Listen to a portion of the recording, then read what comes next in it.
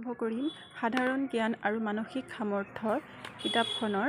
সপ্তম শ্ৰেণীৰ পিৰিয়ড 4 তাত যিটো প্ৰথম আমাক উদাহৰণ দিছে যদি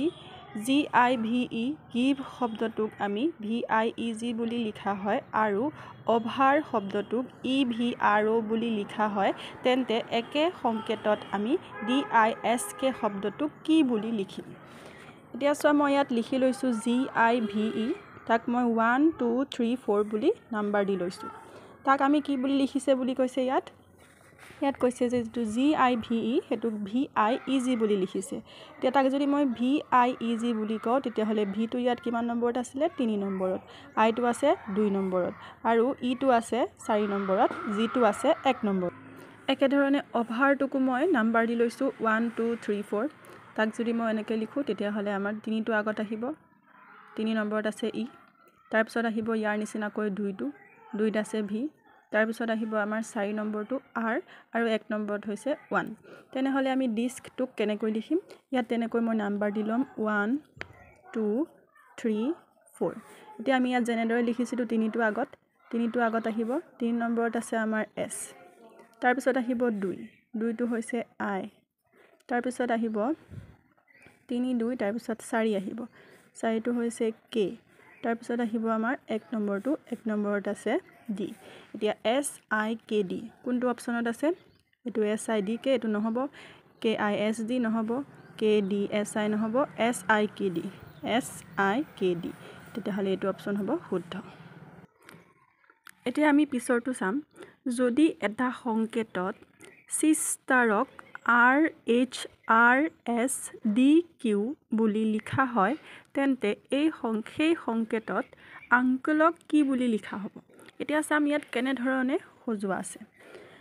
SISTER আমি যদি ইয়াক ভালদৰে চাওঁ তেতিয়া দেখা পাম যে S ৰ আগৰ আখৰটো R ৰ পিছত S আহে I ৰ আগৰ আখৰটো হ'ব H ৰ পিছত I আহে S ৰ আগৰটো হ'ব R তেনেদৰে T ৰ আগৰটো হ'ব S তাৰ পিছত E ৰ আগৰটো হ'ব D R ৰ আগৰটো হ'ব Q তেনেকৈ আমি আংগুলটোকো কি কৰিম তাৰ আগৰ আখৰ কেইটা লিখি যাম E ৰ আগৰটো হ'ব T N ৰ আগৰটো হ'ব M C ৰ আগৰটো হ'ব B L ৰ আগৰটো হ'ব K আৰু E ৰ আগৰটো হ'ব D ইয়াত চোৱা শুদ্ধ অপচনটো হ'ব TMBKD উদাহৰণ 3 টো চাও যদি মটৰক OMTRO হিচাপে লিখা হয় তেন্তে ব্লেকক কি বুলি লিখা হ'ব ইয়াত চোৱা কেনেদৰে লিখা আছে MOTOR এটুক চাম আমি কেনেকৈ লিখা আছে চোৱা T টো 3 নম্বৰত আছিল T টো 3 নম্বৰতে আছে তাৰ পিছত চোৱা MO আছিল ইয়াত কিন্তু OM ইয়াত আছিল OR ইয়াত হৈ গল RO মানে একেটাৰ খালি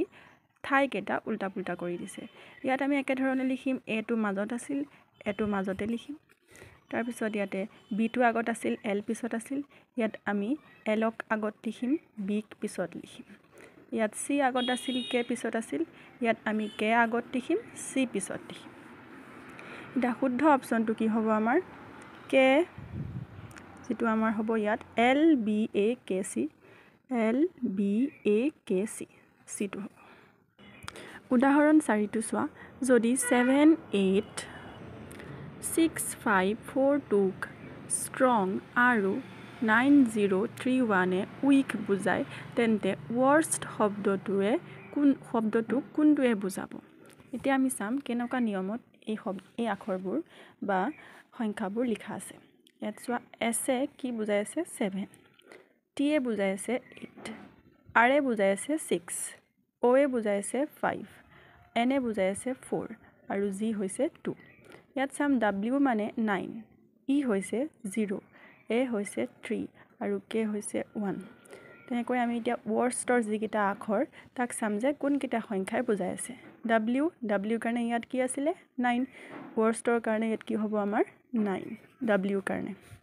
তাৰ পিছত O ইয়াত চোৱা O টো আছিল 4 নম্বৰত ইয়াৰ 4 নম্বৰ সংখ্যাটো কি 5 পিছৰটো হ'ব 5 তাৰ পিছত R আছে ইয়াত চাম R 3 নম্বৰটো কি আছিল আমাৰ 6 তো সেইকাৰণে হ'ব 6 তাৰপিছত চোৱা এছটো ইয়াত প্ৰথম আখৰ তাত ইয়াৰ কাৰণে সংখ্যাটো হৈছে 7 পিছৰটো হ'ব 7 তাৰপিছত আছে টি ইয়াত টিটো 2 নম্বৰত আছে 8 আমাৰ শুদ্ধ অপশ্যনটো কি হ'ব 95678 95678 অপশ্যন বি এতিয়া আমি চাম উদাহৰণ 5 যদি ROSৰ সংকেত 6821 আৰু CHAIRৰ সংকেত 73456 হয় আৰু PREACHৰ সংকেত 961473 হয় তেন্তে SEARCHৰ সংকেত কি হ'ব এতিয়া চোৱা এইটো আগৰটোৰ নিচিনাকৈয়ে লিখিম আমি R এ বুজাই আছে 6 O এ বুজাই আছে 8 S এ বুজাই আছে 2 E এ বুজাই আছে 1 চোৱা E যদি আৰু বেলেগ কৰবাত আছে ইয়াত ইটো 3 নম্বৰত আছে 3 নম্বৰত 1 বুজাই আছে মানে E টোৱে 1 এ বুজায় তাৰপিছত A ইয়াত আছে 3 নম্বৰত E 4 বুজাই আছে ইয়াত আছে এটো 4 নম্বৰটো E 4 এ বুজাই আছে মানে A 4 এ বুজায় এতিয়া চাম আমি S টো ইয়াত 3 নম্বৰত আছিল 3 নম্বৰত E 2 বুজাই আছে মানে S ৰ কাৰণে হ'ব 2 তাৰপিছত E ইয়াত আছিল 4 নম্বৰত 1 বুজাইছে ইয়াত 3 নম্বৰত 1 এ বুজাইছে E এ বুজায় 1 তাৰপিছত A বুজাব ইয়াত A 3 নম্বৰত আছে 4 A বুজাব 4 তাৰপিছত আছে আমাৰ R এ বুজাব ইয়াত R 1 নম্বৰত আছে 6 R এ বুজাব 6 তাৰপিছত আছে C ইয়াত 1 নম্বৰত C এ বুজায় 7 C ৰ কাৰণে হ'ব 7 আৰু H ৰ কাৰণে হ'ব ইয়াত H 2 নম্বৰত 3 ইয়াত আছে লাষ্টত 3 H এ বুজায় 3 শুদ্ধ অপশ্যনটো হ'ব 214673 214673 অপশ্যন বি এতিয়া আমি চাম উদাহৰণ 6 এবিধ সংকেতত SABITক 72358 ৰে বুজোৱা হৈছে NAGENক 62914 ৰে বুজোৱা হৈছে তেনেহলে BINITক কি সংকেতেৰে বুজোৱা হ'ব এতিয়া চোৱা S7 A2 এই দুবাৰ আছে ইয়াতো আছে 2 হ'ব তাৰপিছত B টো আছে আমাৰ 3 I টো আছে 5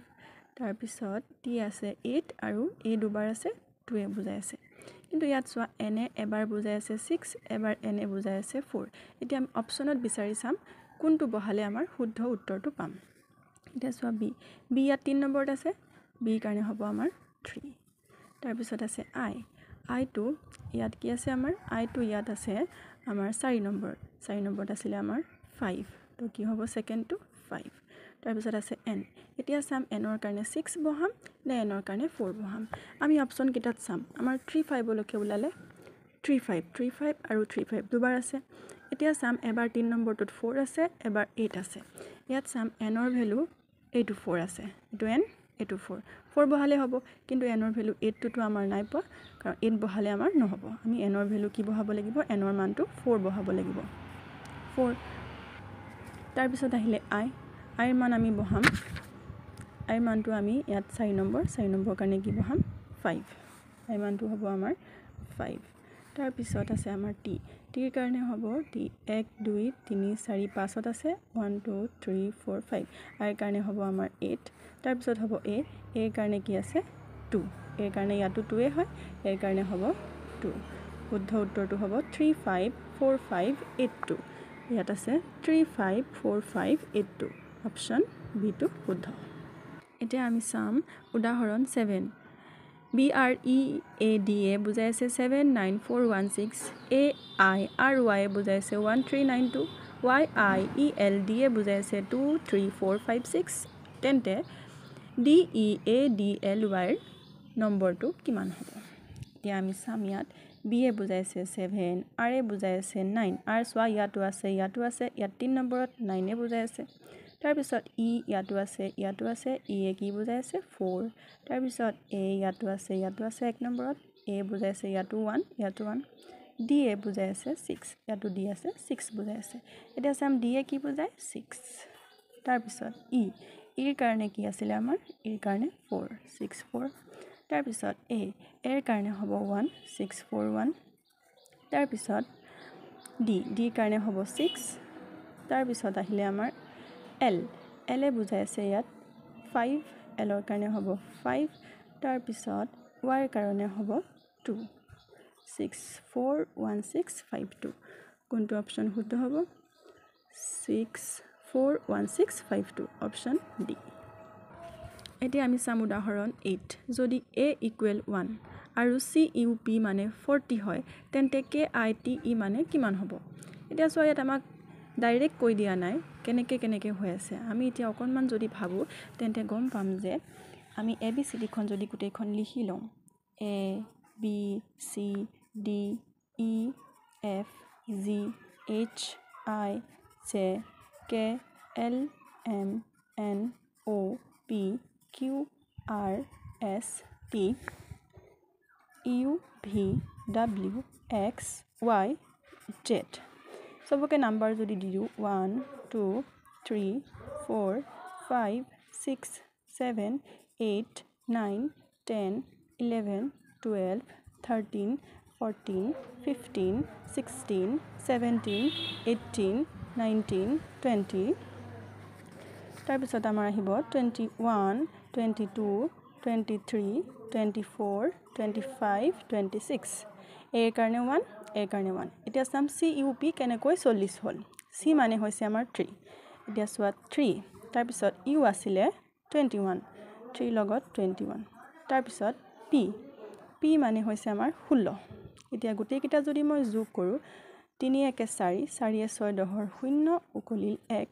2 1 3 তাৰ লগত এক যোগ কৰিলে হ'ব 4 মানে 40 এতিয়া KITE এৰ কাৰণে কি হ'ব K মানে হৈছে আমাৰ 11 K হৈছে 11 তাৰ পিছত I টো হৈছে 9